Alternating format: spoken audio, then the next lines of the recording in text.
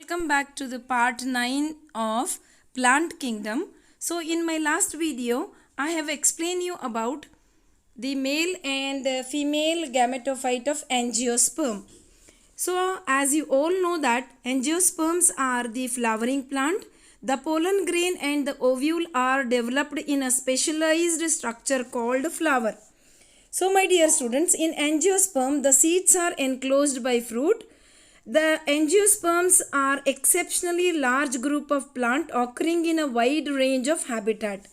So if you look at the example, if I quote you an example like Wolffia is the tallest tree of eucalyptus, over 100 meter it can grow. They provide us with food, fodder, fuel, medicine and several other commercial important products. They are divided into two classes, dicotyledons and monocotyledons. So when you look at the picture, you are able to make out a clear differentiation between the male and female gametophyte of angiosperm.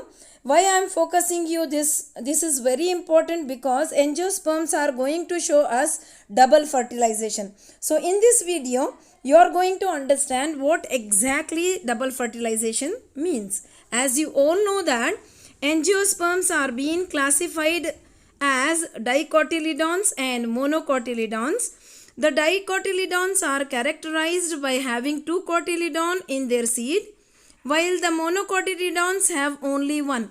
So my dear students, based on this, let me try to understand the most important factor, that's nothing but double fertilization. How double fertilization is going to carry out in angiosperm? This is the most important aspect you are supposed to remember for a long time, because in the second PU also you are going to get this as a part of competitive. In the second chapter of your second PU, that is sexual reproduction in flowering plant, you are going to study about double fertilization. So you are supposed to say why double fertilization is occurring in the flowering plant, one thing. Second thing, why it is known as double fertilization. Everybody know that fusion of male and female gamete is said to be fertilization. So why double fertilization here? Is all the flowering plant are going to carry out double fertilization or not? All these are the question which will be cleared in this video. So now let me try to understand what exactly the double fertilization means. As you all know that anther are the male sex organ, that is the male sex organ in the flowering plant is stamen, and each stamen consists of a filament and an anther at the tip. The anther following meiosis produces pollen grains. The female sex organ in the flowering plant is said to be pistil or carpel. Pistil consists of an ovary enclosed one to many ovule. Within ovule are present highly reduced female gametophyte termed as embryo sac. The embryo sac formation is preceded by meiosis. Hence, each of the cell of an embryo sac is haploid. Very important. Please do remember, the embryo sac formation is preceded by meiosis. So, each cell of embryo sac, please note down this, each cell of embryo sac is haploid in nature. Each embryo sac has three-celled apparatus. You can have a look. It is a three-celled apparatus. We call it as one egg cell and two synergids. One egg cell and two synergids.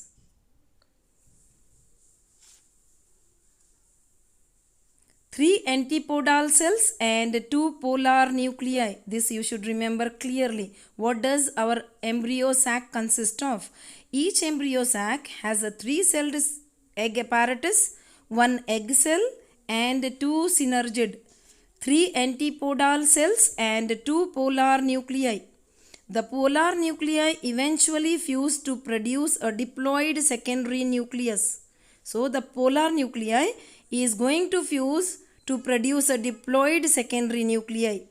Pollen grain after dispersal of the anther are carried out by wind or various other agents to the stigma or a pistil.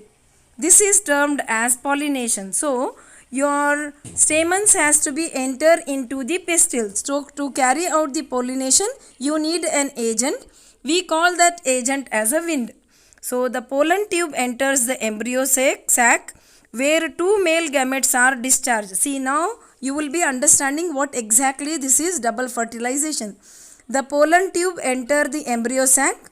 First pollen tube will enter the embryo sac where two male gametes are discharged. In the embryo sac, two male gametes will be discharged. One of the male gamete fuses with the egg cell. Please note down this. Among the two gametes, one of the male gamete will fuses with the egg cell to form a zygote. This process we call it as syngamy. So pollen tube enters into the embryo sac. The embryo sac is going to release two male gametes. Among the two male gamete, one male gamete will fuses with an egg and it forms a zygote. This process we call it as syngamy. The other male gamete fuses with the diploid secondary nucleus to produce a diploid primary endosperm nucleus. Very important. One got fuses with the egg to form zygote. Another male gamete will fuses with the diploid secondary nucleus. It will fuses with the diploid secondary nucleus to produce, already it is a diploid in nature. One more will come and join, it becomes triploid. So that triploid nature we call it as primary endosperm nucleus or PEN. Because of the involvement of two fusion, this event is termed as double fertilization.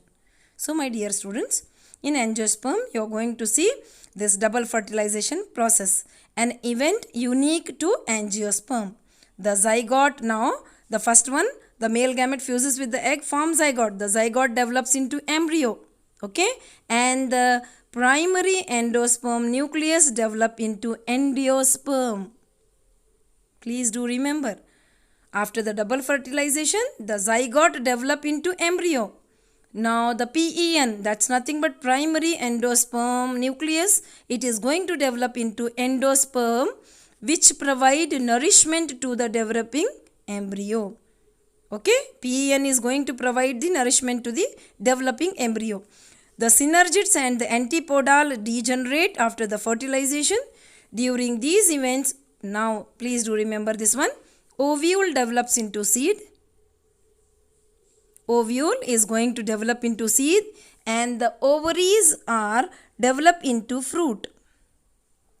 So the ovaries are going to develop into fruit. So have a look on the picture.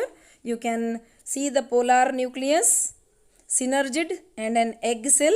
See, the polar tube cell is going to enter here, consisting of generative cell and a tube cell, which will enter through the micropyle region and it carries two male gametes. Have a look on the pollen tube.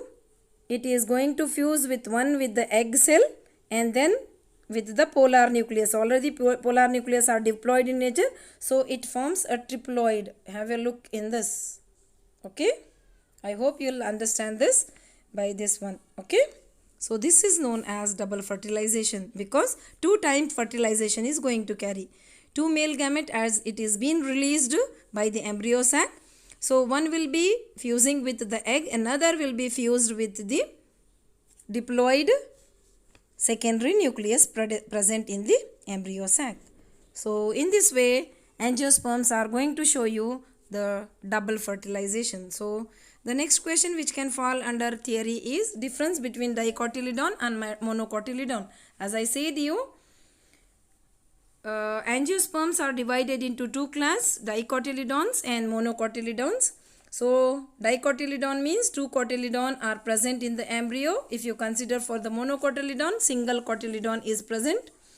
So if you see the plant, if you pluck the plant from the ground, you can see dicotyledon show taproot. Monocotyledon will show adventitious root. Now dicotyledon stem is profusely branched. Dicotyledons show reticulate venation. So what is venation? Arrangement of veins and veinlets on the leaf is called venation.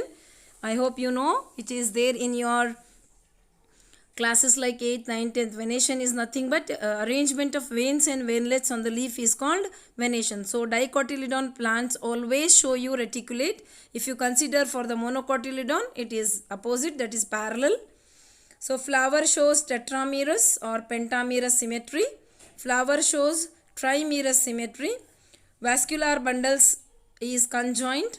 Vascular bundles are conjoined here. Secondary growth is found. Secondary growth is absent. So this is the main difference between your monocotyledons and dicotyledons. So now after this you will be understanding about gymnosperm, and with the gymnosperm we'll be winding up this chapter. So I hope everybody has understood this. The concept of double fertilization is very important, and the difference between monocotyledon and dicotyledon you are supposed to remember. Thank you. We'll continue our session in the next part.